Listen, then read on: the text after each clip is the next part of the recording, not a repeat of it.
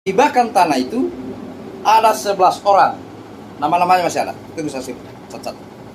Mereka lah yang punya tanah di situ. Kenapa Pak Hakim tidak mengundang mereka dan mempertanyakan apa benarkah punya tanah di situ? Tunggu saya perlihatkan nama-namanya. Oh, nantilah saya kirim. Saya tidak pernah punya tanah di lokasi pembangunan pesantren saat ini.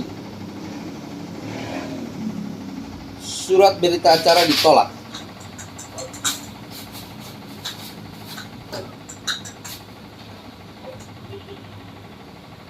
Jadi saya sampaikan kepada saudara-saudara saya yang hidupnya di bawah rata-rata, ini baru saya sudah alami. Kalau rasa-rasa miskin, hidup miskin, tidak usah kasih melapor, walaupun 100%. Kalau perlu, walaupun istrimu itu melapor di hakim, tetap bukan istrimu. Kalau kau miskin, silakan yang mau keberatannya.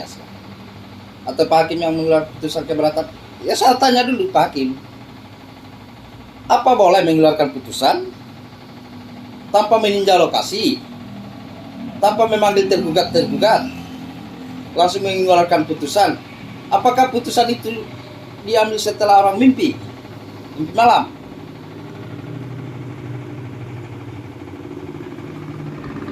Minta maaf Pak Hakim, putusan Anda itu saya tidak terima. Kita sama-sama manusia. Saya juga negarawan, tahu aturan, cuma aturan yang benar. Macam tidak punya SIM, diminta tidak ada SIM, ya itu memang betul tidak ada, harus ditilang. Tapi kalau mau mengada-ngada, ya saya tidak tahu mengada-ngada atau apa, terserah Pak Hakim. Saya sempat ditanyakan, punya legalitas? Begini Pak Hakim, saya jelaskan. Sengketa lokasi pesantren itu belum ada batas Pahodopi, Pak Mamur. Pada saat itu tidak ada yang berani mengeluarkan surat tanah, dalam hal itu SKPT, karena tapal batas tidak jelas di mana. Makanya pada saat itu saya cuma menanam, kan saya kira itu aturan, bukti-bukti itu bisa dijadikan bukti itu tanaman tumbuh.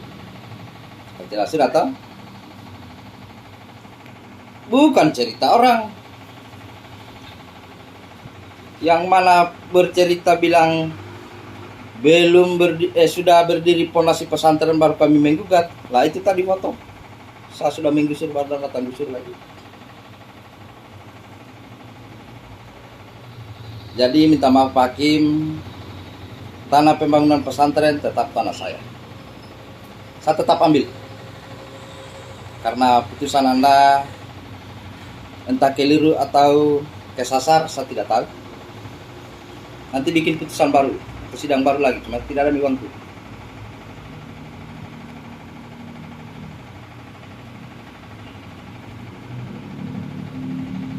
Dan saya tahu, saya larikan kemarin ke pengadilan permasalahan saya ini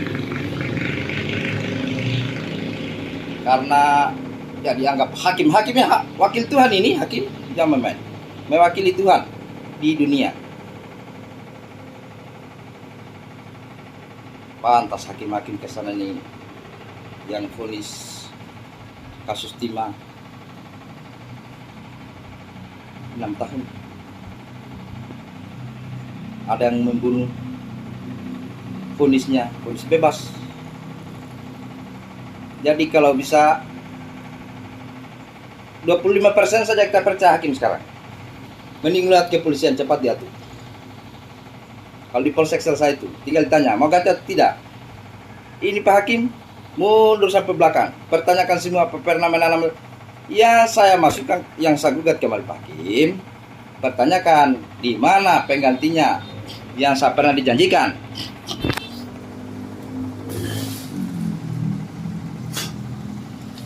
Bukan berarti saya gugat pesantren. Saya mempertanyakan mana pengganti lahan saya yang pernah dijanjikan tertuang di dalam berita acara.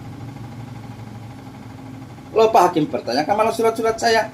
Tidak mungkin mau ditandatangan surat berita acara dan saya dibayar 300 juta kalau itu tidak diakui Pak Camat, Kepala Desa, dan Pak Bupati. Itu tanah saya. Karena saya punya bukti, tanaman tumbuh. Kok Pak Hakim karena saya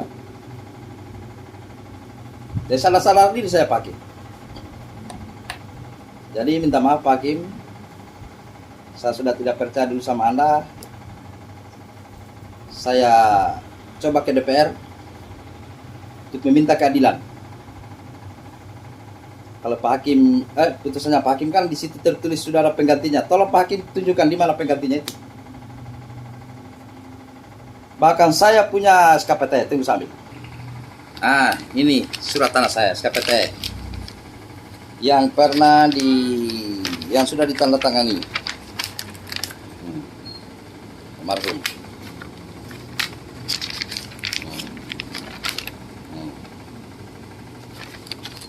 Lihat batas-batasnya.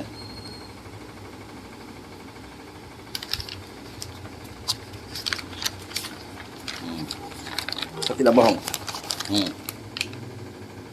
Semeterai.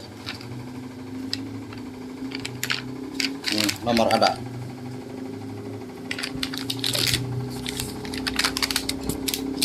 Ini cuma surat. Saya mau tanyakan Pak Hakim dengan Pak Camat, tanahnya di mana? Karena Pak Hakim sudah buat putusan di situ, dibisi-bisi mungkin. Pak Hakim ada penggantinya itu. Oh iya, nanti saya putuskan nanti.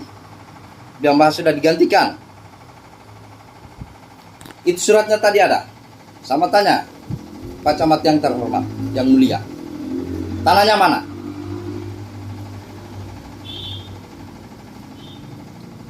Kalau memang tanahnya itu ada, dan saya sudah makan uangnya, mudah-mudahan saya meninggal besok. Tapi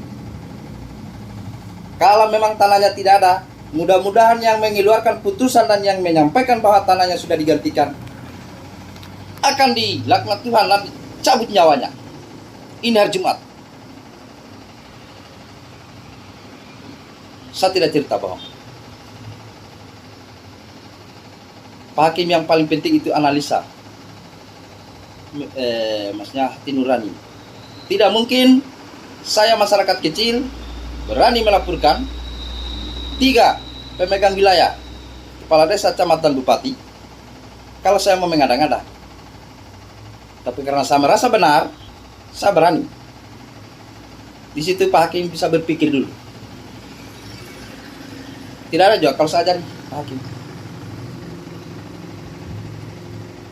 Dan para saksi-saksi, kalau kalian menceritakan kebohongan, mudah-mudahan juga nyawa kalian dicabut Tuhan.